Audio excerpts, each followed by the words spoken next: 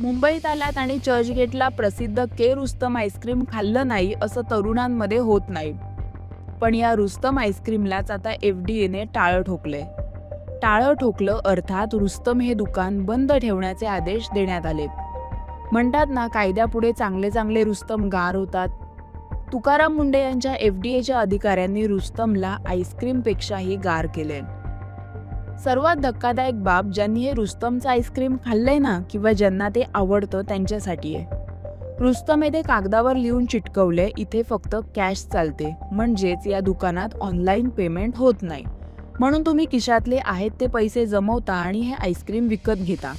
पण नीट ऐका, एका तपासणी दरम्यान दुकान आणि साठवणूक विभागात जिवंत उंदीर आणि माशा आढळून आल्या आहेत. म्हणजे उंदीर मामा यांच्या साठवणूक विभागात टुणटुण उड्या मारत होते. रुस्तमचं मुंबईत नाव आहे, पण धक्का तेव्हा बसला जेव्हा स्वच्छता आणि अन्न सुरक्षा नियमांचं गंभीर उल्लंघन झाल्याचं समोर आलं. विशेष म्हणजे रुस्तमकडे ग्राहकांशी कॅशचेच व्यवहार व्हायचे. इथे लिहिलेलं असतं ओन्ली कॅश.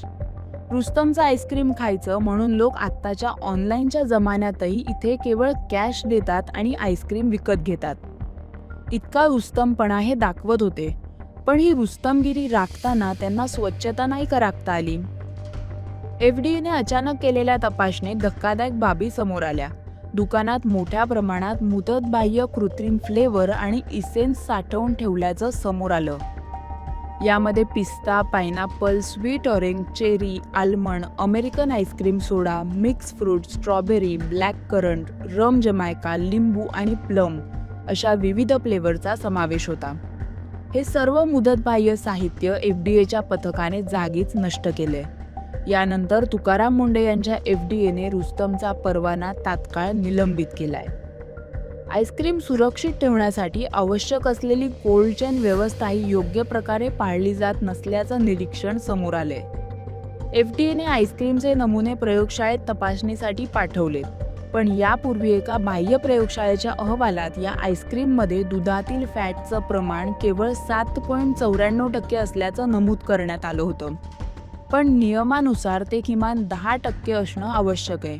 म्हणजे या आईस्क्रीममध्ये दुधाचं प्रमाणही फारच कमी होतं. या गंभीर अनियमिततेच्या पार्श्वभूमीवर अन्न सुरक्षा आणि मानके कायद्यानुसार के रुस्तम आईस्क्रीम पार्लरचा परवाना रद्द झालाय. एफडीएच्या प्रयोगशाळेत अंतिम अहवाल येईपर्यंत आता दुकान बंद ठेवण्याचे आदेश देण्यात आलेत.